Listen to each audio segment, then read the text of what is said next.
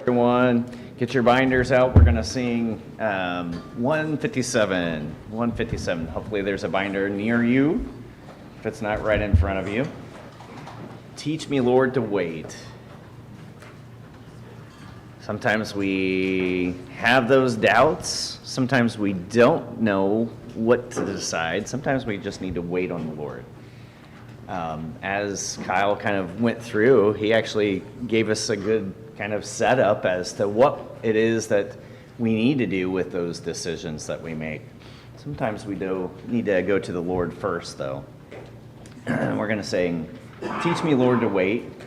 And then Chase Byers is going to come on up here with number 2, and he's going to give us an idea of what does God consider? What does he think about those who are doubting? So he's going to kind of go through that with us.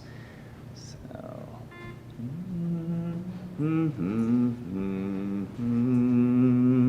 Teach me, Lord, to wait right down on my knees till in your own good time you answer my pleas. Teach me not to rely on what others do, but to wait in prayer for an answer from you. They that wait upon the Lord shall renew their strength. They shall mount up with wings like eagles.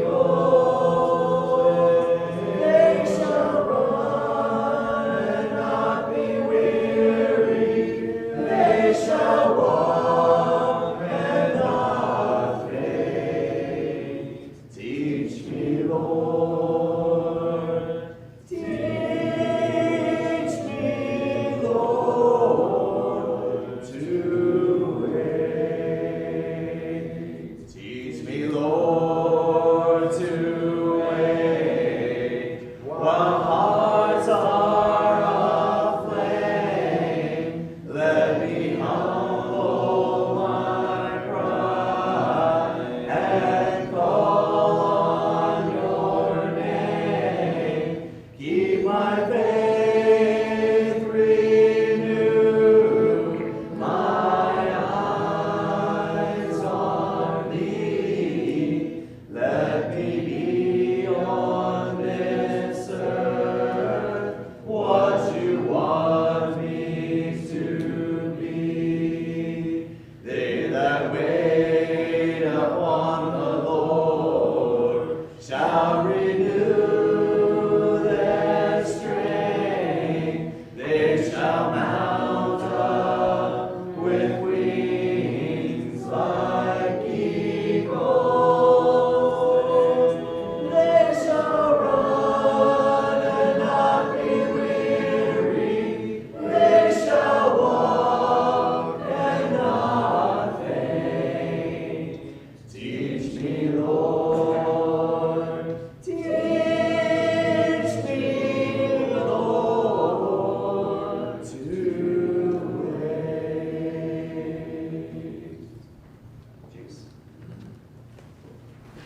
morning, y'all. Good morning. James chapter 1. Turn your Bible over there where Kyle was just a second ago. Did everyone get a copy of the handout? Anyone need one? Need some over here. Take one, pass it down. Got enough there. Anyone else? All right, we're going to look at James chapter 1 here in just a second. Thank you all for being here this morning. So, my question for this lesson, how does God consider those who doubt, and can doubt be good? I'm going to answer that question in like 3 minutes, okay? And really, Kyle's already answered that question. He did a great job looking at the various New Testament passages that talk about this. You look at James chapter 1 down in verse 5. If any of you lacks wisdom, he should ask God, who gives to all generously and ungrudgingly, and it will be given to him. But let him ask in faith without doubting. For the doubter is like the surging sea, driven and tossed by the wind. That person should not expect to receive anything from the Lord, being double-minded and in all his ways. So what Kyle did a good job for us establishing is that there's kind of more to that question. Is it a good thing to doubt? Well, it kind of depends, right? Does it depend on our uncertainty, or does it depend on our indecision? He makes it clear here, if you have doubts, who should you go and ask about that? You should go ask God, right? I try not to ask the questions where you all have to respond to God. You see it in the text. You should go and ask God. God is the one who can give wisdom generously. But if you're like this person who's being tossed by the waves in your doubt, that gets to that person who is just indecisive. They're not making wise choices. And so one of the things I think Kyle did a good job at addressing there at the end is when we are seeking answers with a clear head and removing the conclusions that we already want to make, we can get to some pretty good answers when we go and ask God. Would you all agree with that?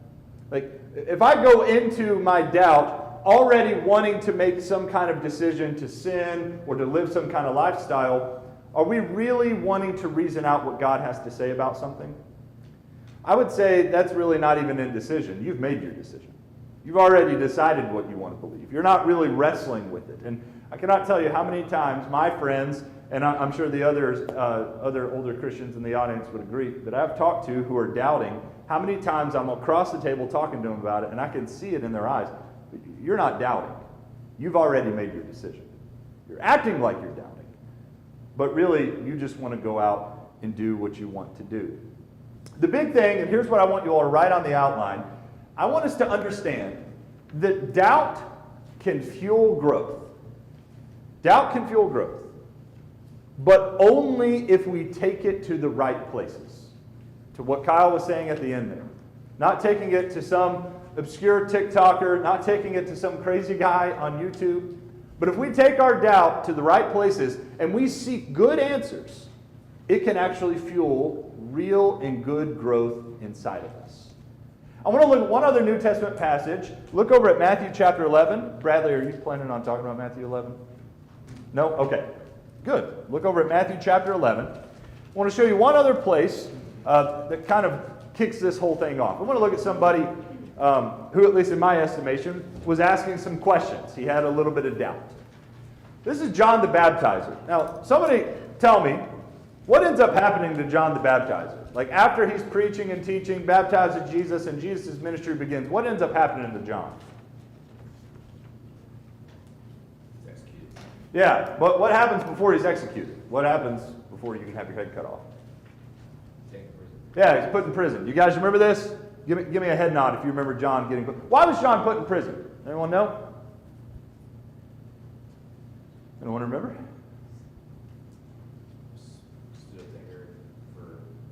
Yeah, there was a king named Herod, right? And anyone remember what he had done? He took his brother's what? He took his brother's watch? Hey, he took his brother's wife.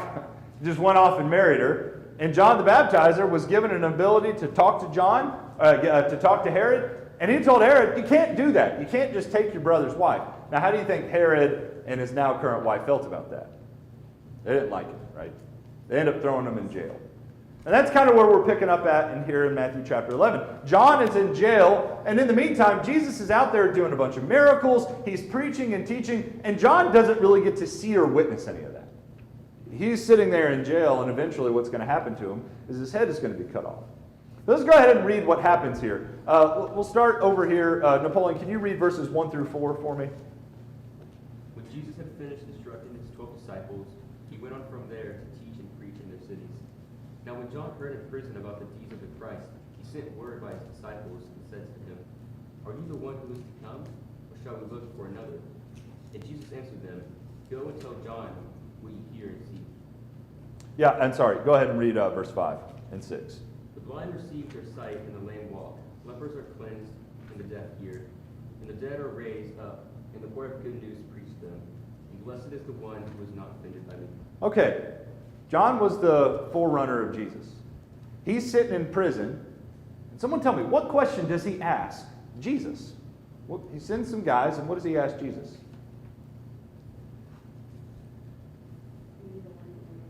Yeah, are you the one we're waiting for? Isn't that kind of an interesting question for John to ask?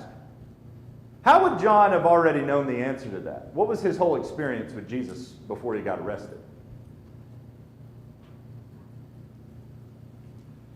Who baptized who in that scenario? Yeah, go ahead. Your name? Joshua. Joshua. What happened?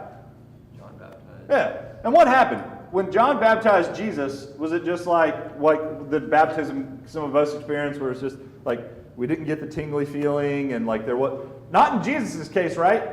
When Jesus was baptized, what happened? The heavens opened up. And what did God say? "This is my beloved Son in whom I'm well pleased." Was there any doubt, you think, in John's mind that this is the right one? So why is he asking this question now? That's kind of the perplexing thing about Matthew chapter 11. There's normally two schools of thoughts on this. One school of thought is that maybe John is hoping to pass his disciples off to Jesus. He knows his time is coming to an end, and so this was a way for him to send his disciples to Jesus, and Jesus gets to testify of everything he's been doing, and now there's this clean break. I think maybe that's a possibility. Let me tell you the second possibility. John's in prison, not able to hear anything Jesus is saying, not able to see anything Jesus is doing. I think John is really wondering, hey, is this really the mission? Like, maybe even thinking, when are the Romans going to get kicked out? Like, when is everything going to start happening maybe the way that John perceived everything to happen? But here's the cool thing. When John had this question, who did he take that question to? Did he take it to the Pharisees? Did he take it to the Sadducees? Who did he take the question to? He took it straight to the source. He took the question straight to Jesus. He took it to the one who could answer it. And guys, unfortunately, a lot of times, that's not what we do with our doubt. We don't take our doubt to the one who can answer the question. And when he took his doubt, or when he took his question to Jesus, what did he receive? He received a full answer. This is Jesus going to him and saying, what I want you to do is I want you to look at the evidence, like Kyle was talking about.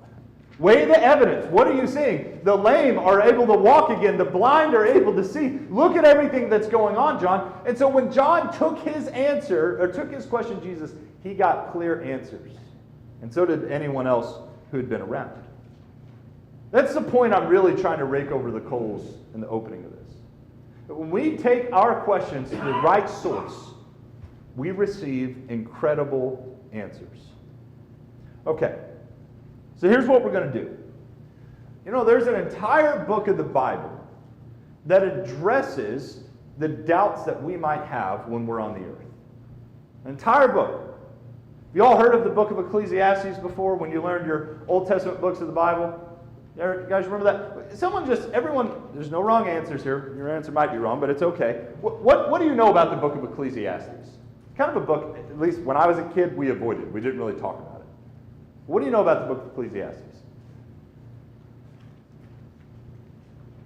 We're going to have a lot of work to do if we don't have any knowledge. Solomon wrote it, and it's about everything earthly is all vanity. Yeah, it's kind of an interesting book, written, I think, also by Solomon. It doesn't name him, but we'll talk about why I think it's Solomon here in just a second. But what she said is exactly right. We're kind of observing everything that's happening in the earth and trying to come to some conclusions about it. Okay? So let me just hit you with a few facts about what the book of Ecclesiastes is. It doesn't identify it as Solomon, but everyone look down at your Bibles. Go to Ecclesiastes. We're not going to move out of Ecclesiastes the rest of my time. Look at Ecclesiastes chapter 1 and verse 1. Ecclesiastes 1 and verse 1. Eric, can you read that for me? I'm still trying to find All right, I'll come back to you. Let's see here. We'll start over here on this end. He's not there quite yet. All right, we'll move to you. Can you read Ecclesiastes 1 and verse 1? Should have assigned Ecclesiastes to find it at the beginning.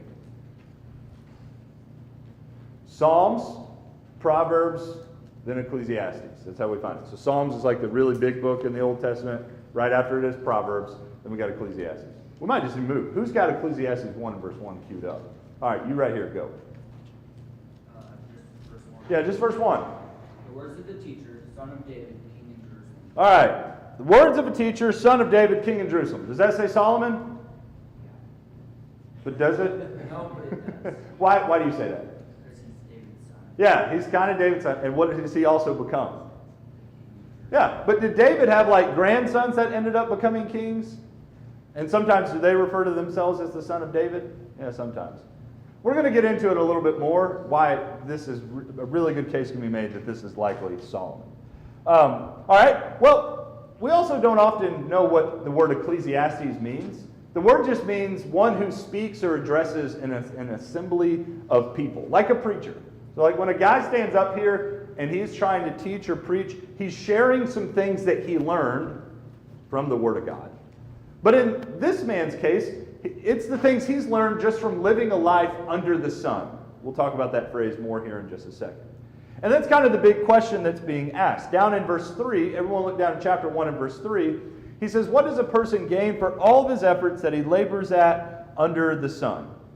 What's the meaning of life is maybe another way to talk about that. Like, in this under the sun phrase, let me explain to you what it means, is if the only things that ever exist are under the sun. So I want you all to imagine a world where there is no space, there is nothing that's out there, and that it would even include God. Imagine a world where God doesn't exist. The only things that exist are the things that you can see with your eyeballs. That's what he's talking about. If I were to take everything that's under the sun on this earth, is there anything I can gain from the things on this earth? That's the big question that he's trying to ask. And he has some questions about the stuff that's on the earth, but he really starts off with some just beginning observations about the world. So now that, all right, raise your hand if you're in Ecclesiastes chapter 1. Go ahead and raise your hand. Eric, you still working on it? All right, maybe Napoleon can help you. Everyone in Ecclesiastes 1, almost? Okay. Can we come back to you? Read verse 2 for me. Vanity of vanities, says the preacher. Vanity of vanities is all vain. Vanity of vanities. What does that even mean? Anyone have the NIV? Yeah, what's the NIV say there? Meaningless, meaningless, says the teacher. Utterly meaningless, everything's meaningless. Does that kind of surprise you that that's in the Bible? Everything is meaningless? Life is meaningless? Why would that be his observation about the world? How would someone come to a conclusion like that? Adults in the room. Have you ever felt this way before? You ever wake up, get ready for work, go to work, same problems, same people, same stuff, come home, see your family, go to bed, wake up and do the next thing. You do that on end and on end and on end, and what ends up happening after a while? It kind of feels like life is meaningless. Just kind of moving right past you. Maybe some of you all feel that way with school. Wake up, go to school, go to class, come home, do the homework, go to bed, wake up, do the next thing. Life feels very cyclical is part of the point that he's trying to make. And do you think anybody ever doubts what their purpose on earth is when you just find yourself doing an endless list of tasks over and over and over and over again? It's kind of what it starts to do to you. You start to feel like, I don't even have a purpose here. I'm just doing the same things every single day. Life feels utterly meaningless, is his opening observation. Well, let's look at his next observation. We'll come over to you. What's your name? Olivia. Can you read for me verses 4 through 7? A generation goes and a generation comes, but the earth remains forever. The sun rises and the sun goes down and hastens to the place where it rises. The wind blows to the south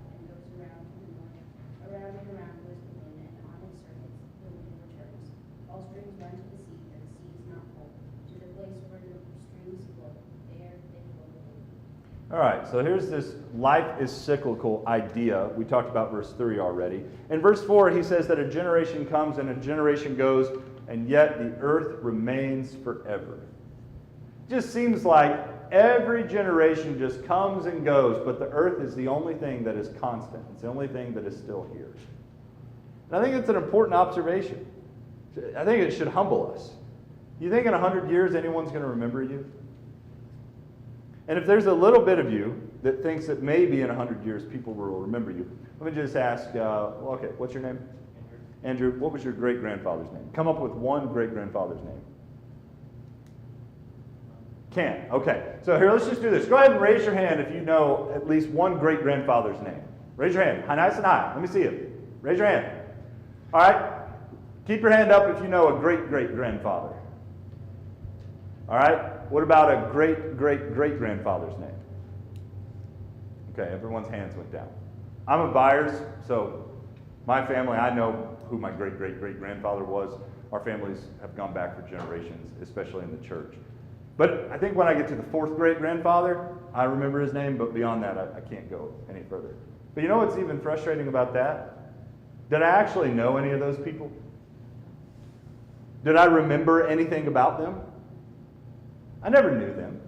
I never met them. And they lived on this earth and probably did some really cool things, but then they died. And here I am, their great-great-great-grandson, don't even really know anything about. But the earth they lived on is still here. And now I live in it? Huh, that's kind of weird. Well, he continues kind of in this same vein. We'll come over to you. Your name again? Can you read for me just verse 8? Look at this other observation. All things are wearisome, living one can say, the eye never has never seen, nor the ear its filled. Okay, so he tells us that life just never really seems to fill us up all the way. Did you see the way he said that? All things are wearisome. What does he say the eye is never satisfied with? Yeah, seeing. What do you think he means by that? I'm really making you all think for 10 o'clock in the morning. But what do you think he means by that? The eye is never satisfied with seeing. Yeah. Okay. How many of you all like to play video games or watch TV shows? A number of you, I would imagine. You ever get done playing a video game and you're like, man, my eyes have been satisfied with that. I will never play another video game again. You ever played a video game that good? No?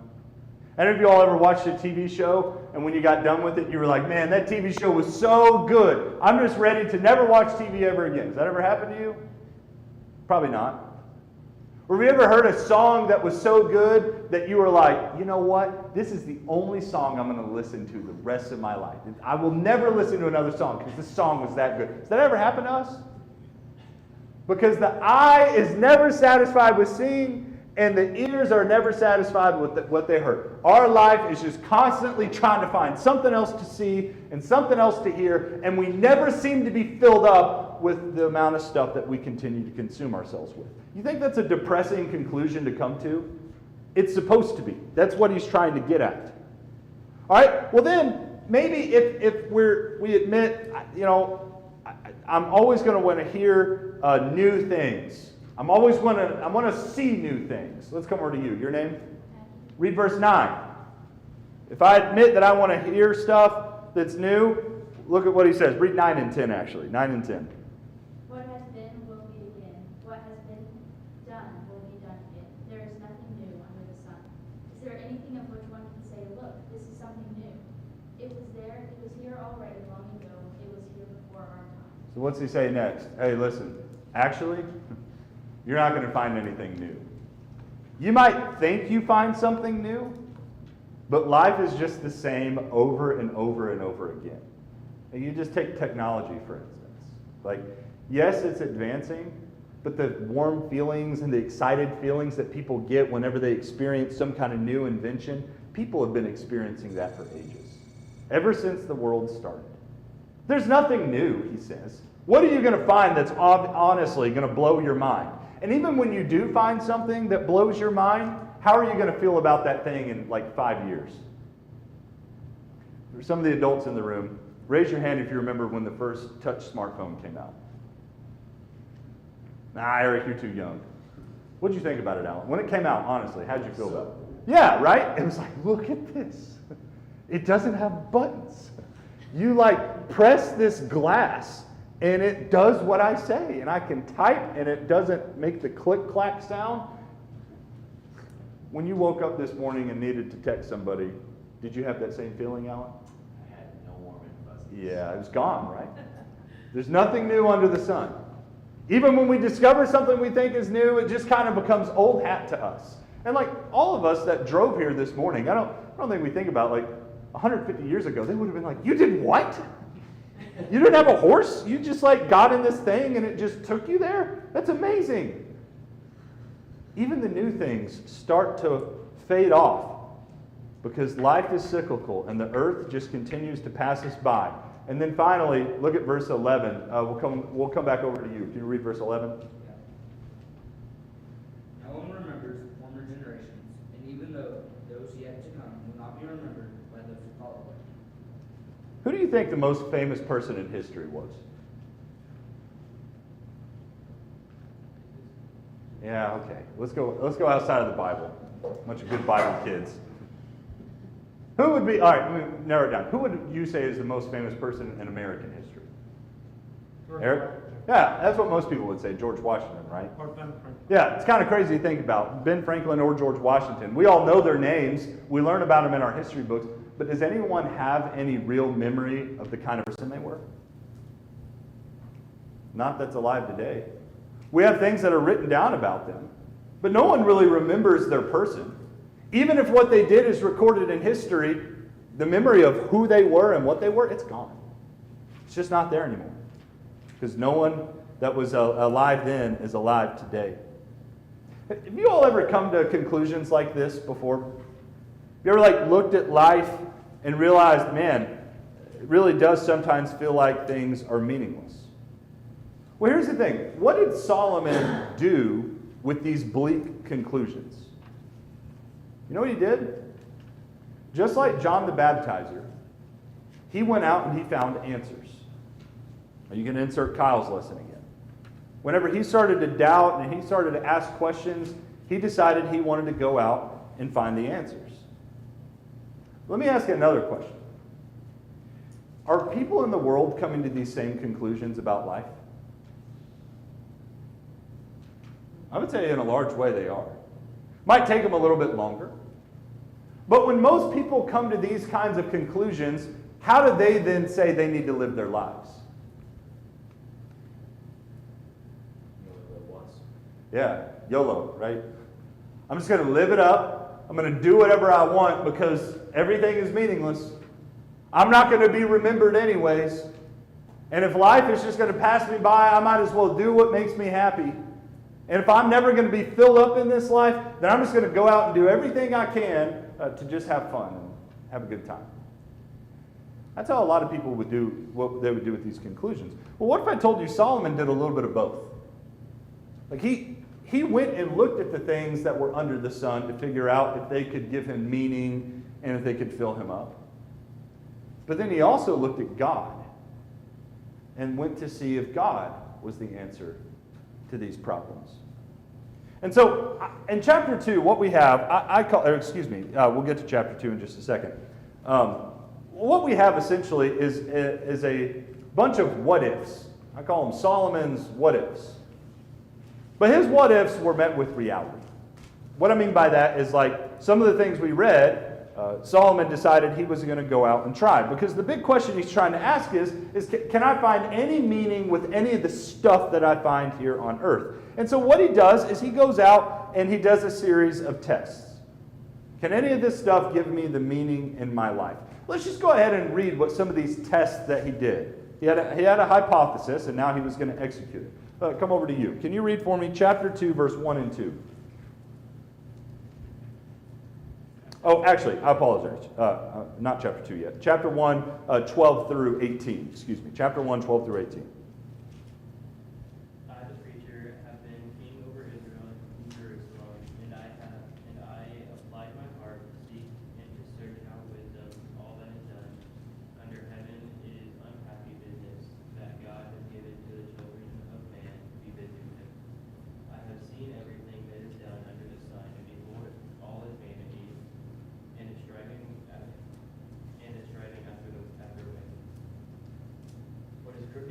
made straight, and what is lacking cannot be counted.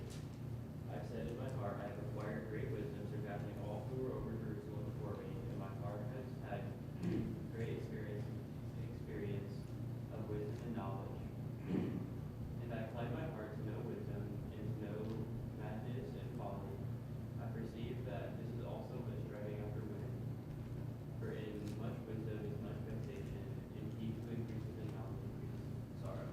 Okay, so I know this is kind of an interesting thing to say, but essentially what Solomon does in these verses is he says, what if I gained the most knowledge and wisdom that I could? Like, what if I went out there and I tried to become the most wise man that ever was, and I gained as much information about the world that we live in as I can? Was Solomon a wise man? How do we know that? I know y'all are good Bible students. Someone say it. He asked for wisdom and God gave it to him. Yeah, remember whenever he became the king, God said, "You tell me what you want, I'll give it to you." Solomon asked for wisdom, and God blesses him with it. You know what ends up happening? Solomon knows so much stuff about so many things that people from all around the world come to ask him questions. Sometimes about like different animals and different circumstances and different things that they found themselves in. They come from all over the place to ask him these kinds of questions. So when Solomon says, I went out and I tried to gain as much knowledge and earthly wisdom as I could, he really means it. He went out there and he got it all. He got as much as he could. And you know the conclusion he ultimately comes to?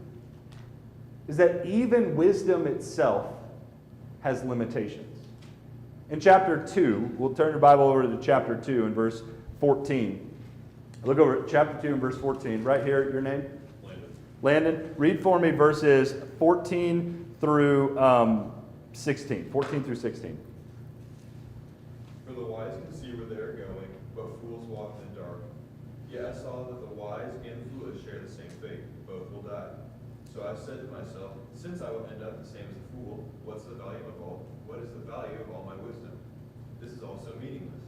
For the wise and the foolish both die. The wise will not be remembered any longer than the fool. In the days to come, both will be forgotten. Kind of a bleak conclusion, but is he right? Even if you're the most wise person that ever lived, what does he say is going to happen to you just like a foolish person? You're going to die. You know, you can become the most educated person. You can get as much knowledge that's out there for your brain to possibly have. And you can make a wise decision not to drink and get behind the wheel and start driving, and then you can get struck by someone who made a different decision. And it didn't matter how wise you were. It didn't matter how much knowledge you had. You're dead. And maybe that guy's dead too. And as far as a coroner is concerned, he's just got two dead guys. He's not concerned about if one was wise or if one was foolish. That's the observation that Solomon is making. So even if I make it my endless pursuit to go get all the PhDs that I can and go out and get straight A's,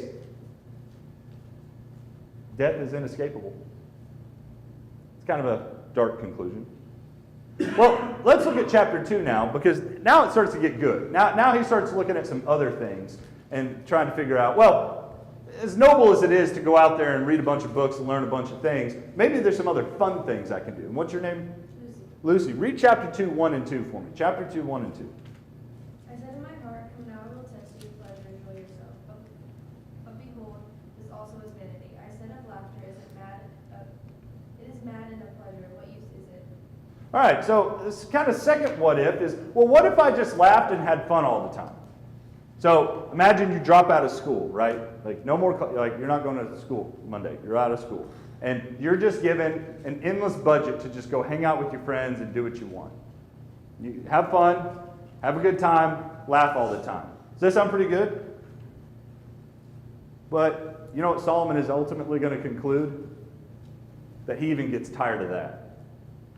And I've had moments like that, and maybe you have too. Have you ever been goofing off with your friends for like an extended amount of time and maybe staying up late, 2 or 3 a.m.? I remember one time I was doing that with some Christian friends. We were doing wholesome things, and we were just laughing constantly. And 3 a.m. hit, and I was like, I'm kind of tired of laughing. I'm exhausted. And to be honest with you, I don't really want to be with you guys anymore.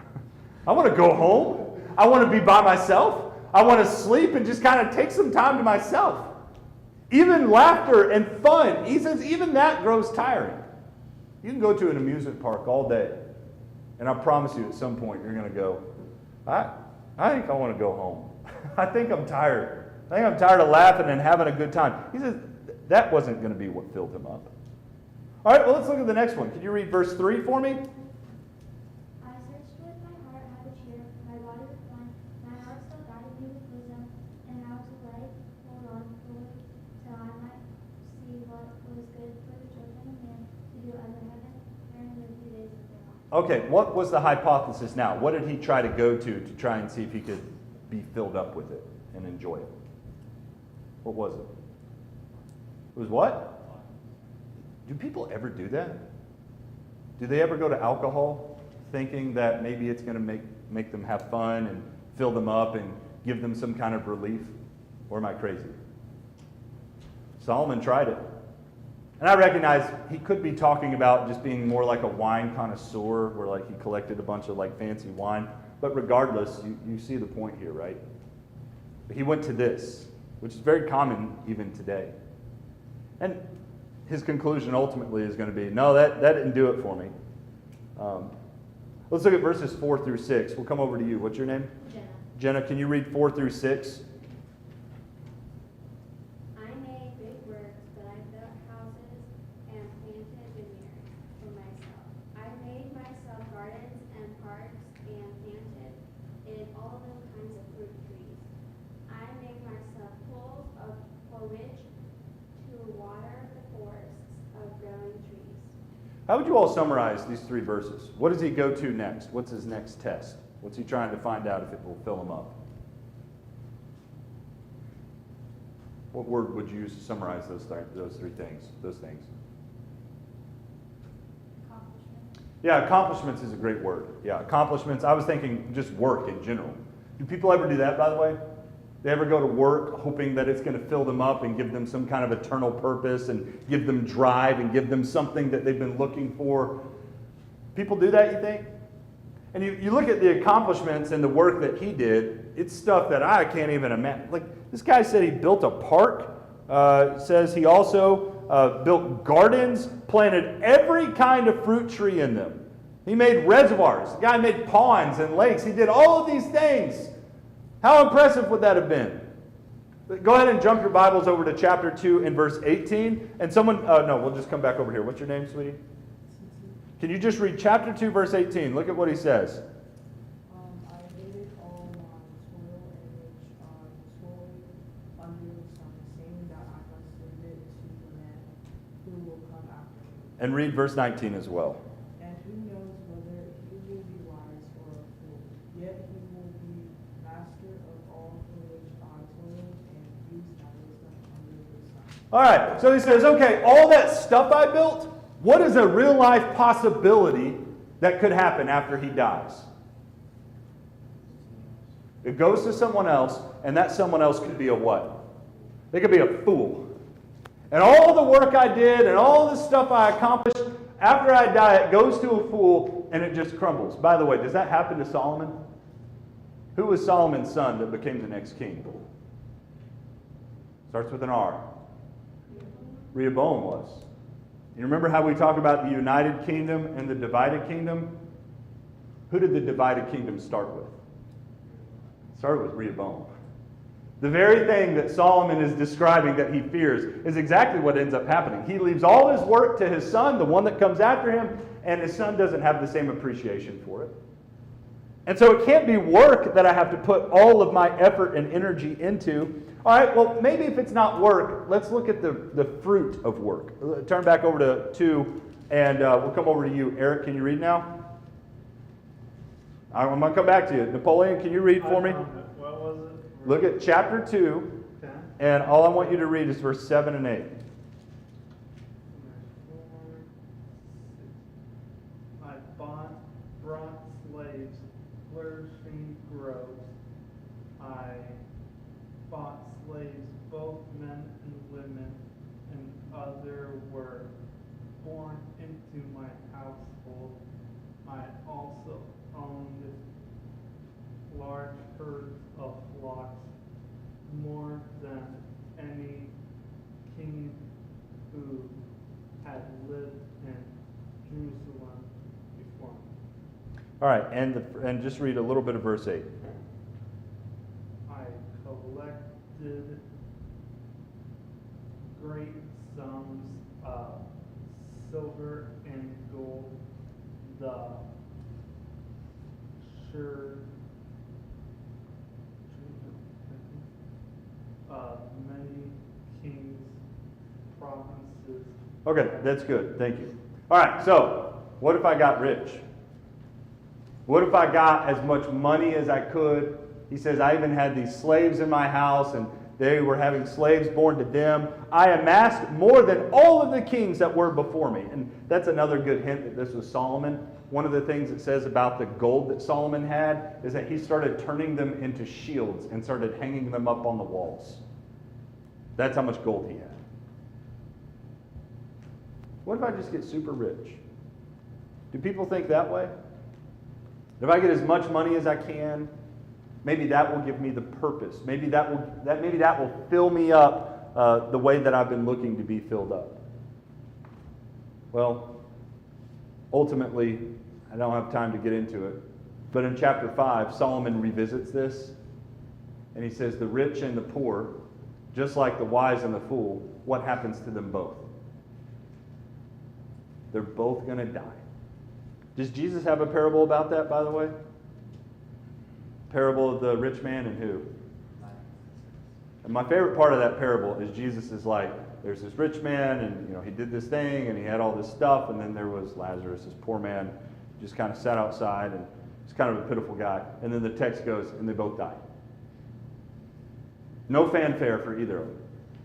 And that's truly the way it is in life. Doesn't matter how much money you have, you're going to die. That's the conclusion Solomon comes to. And whether you're rich or poor, same thing's going to happen. And I like this analogy I heard once, kind of describing this.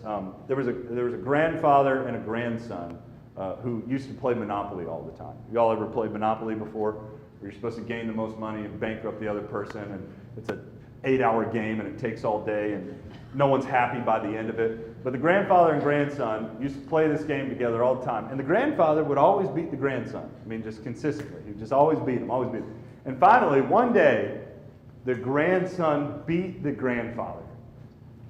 And the grandson gets up from the table and he starts celebrating, and he starts running around the house telling his grandma and telling all of his cousins, I beat granddad, I beat granddad. And the granddad is just sitting there with his arms folded, letting his grandson celebrate and run around the whole house.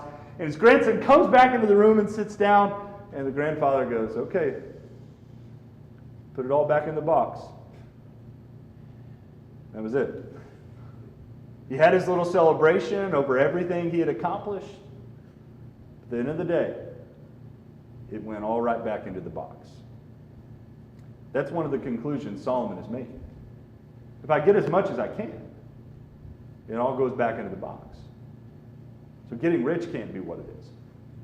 And then finally, at the end of verse 8, picking back up where Eric was, he says that he gathered male and female singers for himself and many concubines, the delights of men. I would just really summarize this one. What if I wanted, or what if I had any friend that I wanted? And that includes like boyfriends and girlfriends. I can get any girl I want. I can have any singer that I want. Imagine your favorite artist. Imagine just being able to call them up and they come to your house anytime you want and they'll perform for you. That's what this man had access to. But Solomon is leading to a conclusion. And I think it's important for us to see that, because when people doubt life, these are the things that they turn to, looking to see how they can be filled up. And maybe you've already turned to some of these things. If you haven't yet, be very careful, because these things look really appealing to us, but they will not give us what we're looking for. You need to see what Solomon says about all this. You know, I really like Kyle's analogy, because essentially what Solomon did is Kyle had condensed milk. He didn't bring it out, but I'm going to bring it out for this one. What Solomon did is he looked at a bunch of cans, and he really didn't care what was on the inside of them. But can you imagine if I just like kind of jumbled these up and gave you one at random, and I handed you this and said, no, you actually do have to try this. Eric, I want you to try this. Well, you don't know if you're going to like it until you try it. You sure? Look how easy it is to open. It's easier to open than the other ones. Kyle made a point to me before. The others require a can opener. This one, look at that. You just pull that little tab and it opens right up. Well, Eric, you're not going to know if you don't like it until you try it. I tried dog food before. Okay, Napoleon, have you tried dog food before? See, and there's actually a lesson in that too. Eric learned something from the last time he tried dog food. He won't try it now. Solomon was trying all kinds of dog food. Y'all want to see what he said about all this dog food that he tried? That's what I should have done. I should have taken a picture of this and put it up there. That's what this is. All this stuff right here. All it is dog food. Because will this satisfy your hunger for a little bit? Will all this stuff give you a little bit of fun and a little bit of satisfaction? Initially it will. Then you're going to have a stomachache. Look at what Solomon says about all the stuff he tried. Look at chapter 2 and look down at verse 12. Verse 11. When I considered all that I had accomplished and what I had labored to achieve, I found everything to be futile and a pursuit of the wind. There was nothing to be gained under the sun. Solomon's conclusion was that all of that stuff, there was still nothing to be gained out of it. It was like catching the wind. It was utterly useless. You all ever pictured that idea of catching the wind? Imagine in a few months when it gets cold out, you go outside and you breathe into the air and you see that like fog come out of your mouth. Imagine trying to catch it. And imagine trying to catch it and then like running to your friends and saying, look what I caught, look what I caught. And then when you open your hands, there's nothing there. That's what he's saying all that stuff was like. It was like trying to catch something that I was never going to get. It was just going to be an endless pursuit, and I was never going to be filled up. There was nothing to be gained out of it. It was utterly and completely useless. Look at verse 12. Another conclusion that he comes to. Then I turned to consider wisdom, madness, and folly. For what will the king's successor be like? He will do what has already been done. I really like this. You know what he's essentially saying? Is number one, no one's going to be able to test these things like I did. Solomon had access to things that the other kings just simply wouldn't have, to the degree that he did. But they're going to try and do the same thing, and they're going to come to the same conclusions, and they will be a fool for doing it. And so would we. If someone else has already tested all this stuff and it didn't fill them up, then why in the world would I try? That would be stupid. Now, the third thing that Solomon concludes, and I want to make sure I hit this one before I wrap up, is that you can enjoy life given the right perspective. Well, just look at the first one. You can look at these others on your own time. Look at chapter 2 and verse 24. Chapter 2, 24. He says, there is nothing better for a person than to eat, drink, and enjoy his work. I have seen that even this is from God's hand, because who can eat and who can enjoy life apart from him? For the person who is pleasing in his sight, he gives wisdom, knowledge, and joy. But to the sinner, he gives the task of gathering and accumulating in order to give to the one who is pleasing in God's sight. This too is futile and a pursuit of the wind. Let me explain to you what Solomon means. I'll use an analogy. All right, Napoleon. So my refrigerator breaks at home, right? And you're a good friend, and I call Napoleon up and I say, Napoleon, will you go refrigerator shopping with me? I'm going to need help, getting it in my truck and getting it in, so you mind helping me? He says, sure. So Napoleon and I go to Lowe's, and we're walking around, and I'm looking at all these refrigerators, and I'm like, man, these are so expensive. I can't believe how expensive these refrigerators are. So we keep walking a little bit, and I get over to this oven that's on clearance. And I look at this oven, and I go, man, $250. These refrigerators are $1,000. This oven's a great deal. And so Napoleon's kind of looking at me. He's like, maybe he said he needed an oven. So he just kind of keeps it to himself. And so I buy the oven, and Napoleon helps me load it in the back of my truck. And we get it all the way to my house, and we get in, and he sees the oven in the kitchen, but then he sees me, and he helps me put the oven where the refrigerator was, and I plug it in. And I start throwing all my new food into this oven, and I turn it on. And wouldn't you believe, it starts burning my food up. And I get mad about it. It makes me angry. This refrigerator's useless. And I start kicking it, and I start getting mad at it, and I start pressing all the buttons, and it just keeps burning all this food I just bought. It's supposed to keep it cold, and I'm just getting angrier and angrier. What is Napoleon eventually going to say to me at some point if he's a good friend? Dude, you bought an oven. You didn't buy a refrigerator. But if you needed an oven, let me show you what this oven's really good for. It can cook your food. It can keep it warm. It can do all these great things. You see, what Solomon has been concluding and leading us to is a lot of people will take life and they will treat it like it's a refrigerator when it's actually an oven. All of those things that we talked about, all those things he looked at, they have a right context. But when we start to try and squeeze things out of those things that they were never supposed to give us, we get angrier until that anger actually turns into sadness, and that sadness turns into depression, and we just keep going back to those things, thinking they're going to fill us up when they actually won't. But when I get the right perspective, I can start to see the beautiful things that are there. And that's why he says no one is really going to be able to enjoy life apart from God's hand. Because God puts all these things in the right perspective. And Solomon in chapter 5 and in chapter 9 places some of those in the perspectives that we're talking about. And so this conclusion, this is probably the section of Ecclesiastes most people know. And it's disappointing because how can you understand a conclusion until you see everything that builds up to it? But look at the end of your Bible, at the end of the chapter, chapter 12, and I'll wrap up. Ecclesiastes 12, in verse 12. But beyond these, my son, be warned. There is no end to the making of many books, and much study wearies the body. When all has been heard, the conclusion of the matter is this: fear God and keep his commands, because this is for all humanity. For God will bring every act to judgment, including every hidden thing, whether good or evil. Ultimately, we've got to fear God.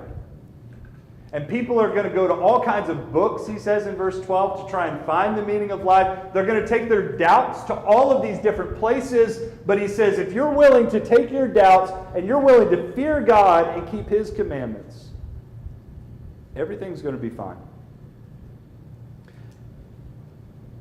I want to end with this. Part of fearing God is knowing that his commandments are for our good. And so going back to that analogy that Kyle started with these cans, when God says to me, this isn't good for you, then I don't even need to open it and sniff it.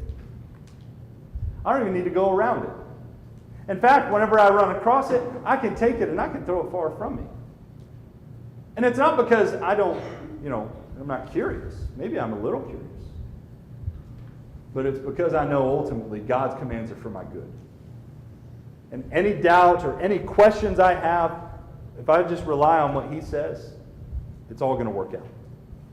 So don't go looking for other places for answers. Don't start to open up the dog food. Leave it in its container and go far away from it. That's my encouragement for you all. You guys have been kind and good attention. We'll go ahead and wrap up there. Thank you all.